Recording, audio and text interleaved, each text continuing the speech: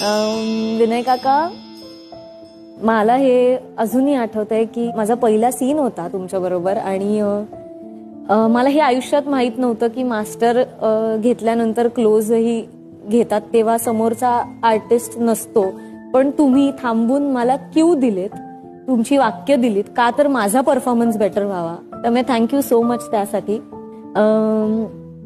Thank you. खूप छोटा शब्द आहे खरं तर तुम्हाला म्हणालात आणि मी ऍक्च्युली त्या सेटवर तुमच्याबरोबर काम केलं आणि अनुभवलं आणि लाईव्ह काय म्हणतात ते थिअरॉटिकल नॉलेज पेक्षा प्रॅक्टिकल नॉलेज किती महत्वाचं आहे. म्हणजे एक मोठा सिनियर अभिनेता, इतका ज्येष्ठ अभिनेता आपल्या आजूबाजूला फक्त आपल्याला वावरायला मिळतंय त्याच्या, हेच किती मोठं वर्कशॉप आहे.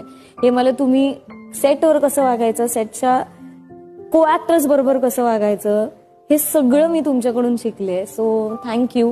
कारण तुम्ही नसतात तर आय डोंट